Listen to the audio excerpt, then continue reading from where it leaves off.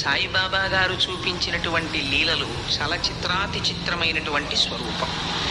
నేను దీని గురించి ప్రస్తావన చేసే ముందు ఒక 3 విషయాల్ని మీకు నేను మొట్టమొదట ప్రారంభంలో చెప్పవలసి ఉంటుంది. సాయిబాబా గారి జీవితం అంతా కూడా ఒక చట్టంలోకి ఇమిడింది. అదే అల్లా మాలిక్, రెండవది శ్రద్ధ, మూడవది సబూరి. ఈ మూడిటి మధ్యలోకే ఉంటుంది. మీరు జాగ్రత్తగా పరిశీలన చేస్తే ఆయన చేసినటువంటి లీలలకి సంబంధించిన అన్ని విషయాలు ఈ మూడిటిలోకి కనపడుతుంటాయి.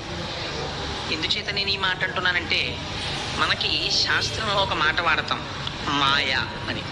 మాయా అంటే ఏమిటి అసలు అంటే, మీకు తేలికైనటువంటి మాటలలో చెప్పాలి అంటే, మాయా అంటే నామరూపములకే మాయా అని పేరు. అదేమిటండి మాయా అంటే నామరూపాలు అంటారు అని మీరు అనుకోక్కర్లేదు. ఇప్పుడు నేనున్నాను, నేను అనబడేటటువంటి శరీరమునకు కోటేశ్వరరావు అనబడేటటువంటి పేరుంది. కోటేశ్వరరావు అనబడేటటువంటి పేరు పెట్టడానికి ముందు ఈ శరీరం లేదా? ఈ శరీరం ఉంది. ఉదాహరణకి దీన్ని కోటేశ్వరరావు అన్న పేరు తీసి కామేశ్వరరావు అని పిలిచారనుకోండి. మీరు ఒకవేళ నేను అంగీకరించాను అనుకోండి, కామేశ్వరరావుగా ఈ ఉపాధి పిలువబడడానికి అంగీకరింపబడింది అనుకోండి. అంగీకరింపబడితే కామేశ్వరరావుగా పిలువబడినప్పుడు ఈ ఉపాధిలో ఏమైనా మార్పు వస్తుందా? ఏమీ రాదు.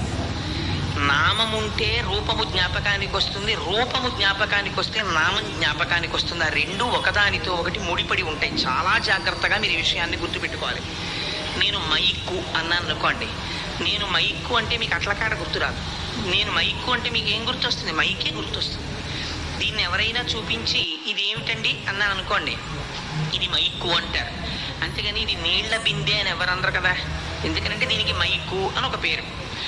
నేను ఇప్పుడు దీన్ని మైక్కు అని పిలవకుండా చిన్న శబ్దమును పెద్ద శబ్దముగా వినిపింపచేయగలిగినటువంటి యంత్రము అని పిలిచాను అనుకోండి, దీని స్వరూపంలో ఎలా తేడా వస్తుందా?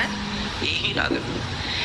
పైకి వినపడేటటువంటి నామము, పైకి కనపడేటటువంటి రూపము ఏ ఉన్నాయో అవి మాయా అని పేరు. అసలు యథార్థమునకు ఆ రెండు నిజం కాదు. ఏది నిజము?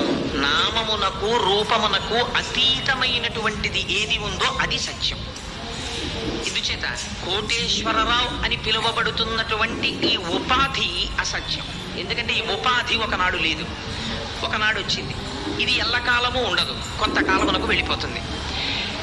ఇది వెళ్ళిపోగానే కోటేశ్వరరావు అన్న పేరు కూడా దీంతో పాటు వెళ్ళిపోతుంది. ఇక్కడ మైక్ ఉంది, కొన్నాళ్ళు పోయిన తర్వాత ఈ మైకు పాడైపోతుంది. పాడైపోయిన తర్వాత ఈ మైకుని తీసేయండి అంటే మైక్ ఒక పేరు తీసేయరు, మైకుతో పాటు మైకు పేరు కూడా వెళ్ళిపోతుంది ఇక్కడి నుంచి.